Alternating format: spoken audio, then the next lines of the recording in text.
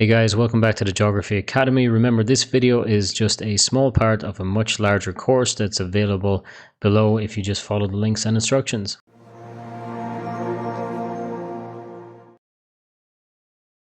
Part 3 then, we're on to human interaction. In this area here, we're going to look through the increase in use along the coastline, the threats that are there, and how we can adapt and mitigate the impacts of those changes.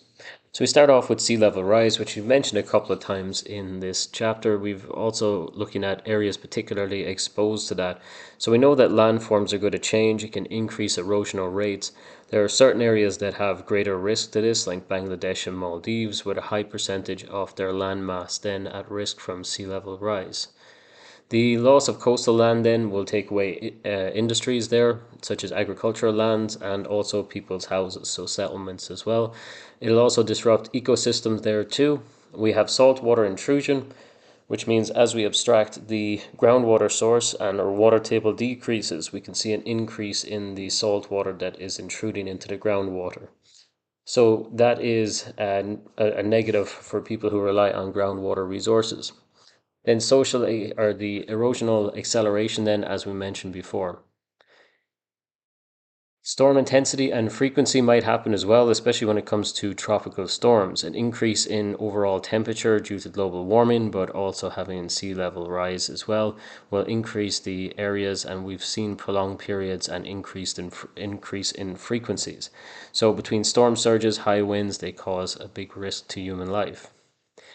The changes then we're going to see in the wave patterns, we might see more periods of prolonged longshore drift. We could see then the interruption of this with different wind patterns becoming more dominant in regions than before.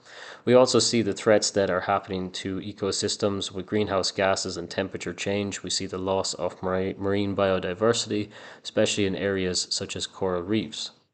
Ocean acidification then is another way that shell-forming organisms can maybe reduce their population and disrupt the ecosystems that are in an area. And don't forget, if those ecosystems are interrupted, including the producers, some landscapes like sand dunes won't be able to form properly.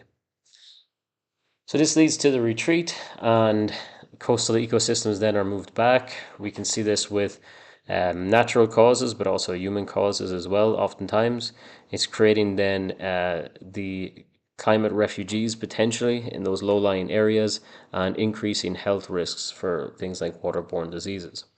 It's also become a big issue and predicted to be a bigger change by 2100. However, the overall expectations then are really hard to judge and get correct.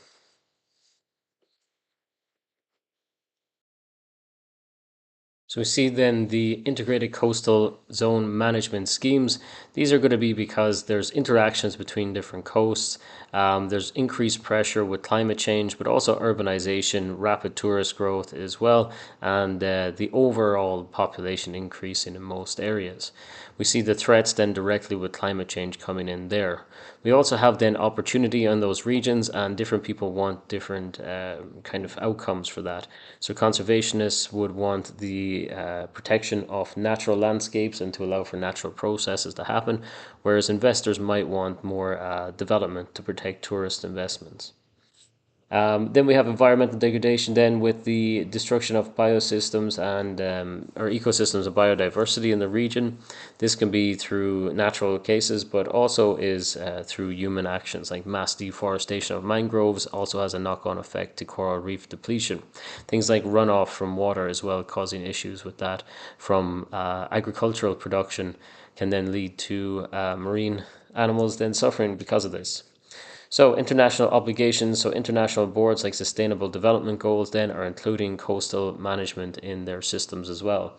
So this means that it's a collective response, and we can see some of the actions from that, like integrating types of hard and soft engineering, habitat restoration, pollution control, zone and regulation management, and this will mean that certain users have the right to certain areas, meaning that the coastal system isn't just open for everyone and all uses. Climate adaptation to sea level rise, manage retreat, and looking at statistics and trying to plan ahead in order to reduce any catastrophes there, and getting the community involved. So with any development project, it's always causing friction with local environments and with local people. So it is very important to get involved with the locals and to include them in the plan to ensure that their best interests are being taken care of as well. So we see in a couple of examples, we'll have a closer look at the coastline management strategies of these areas.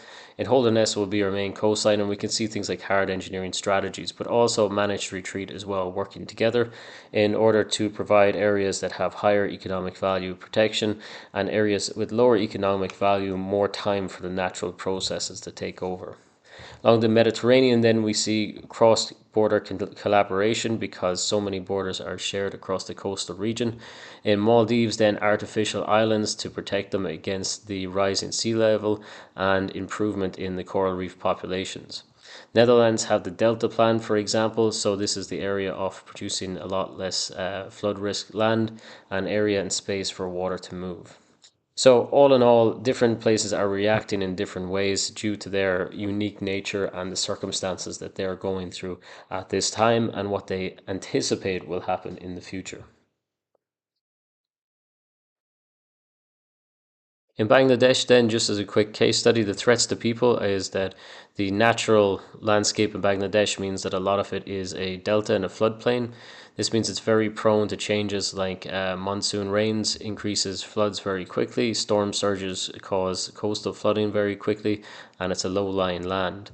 The impact then means that many people are in danger, and yeah, we can see that they're relying on the areas then for quite a lot of production.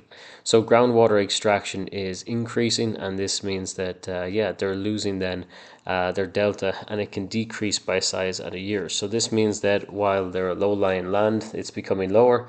Meanwhile, the rates of water and flooding are increasing. The deforestation and removal of mangroves is always a negative consequence. It is a natural barrier. It is a way in which the landscape is able to, these are mangroves here on the right. It's just a way that sediment can build up as well around the vegetation. And then this allows for it to build up and create a natural habitat that's able to defend the coastline. So by removing that, you reduce the stability of the coastline and increase the chances then of catastrophes.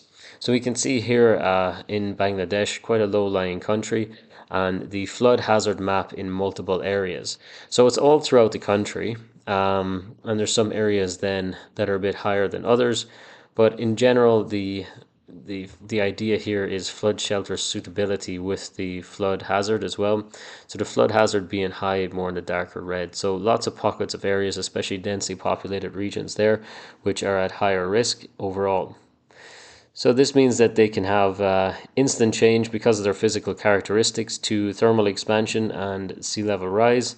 And we can see then these are starting to increase because of that. Ice sheets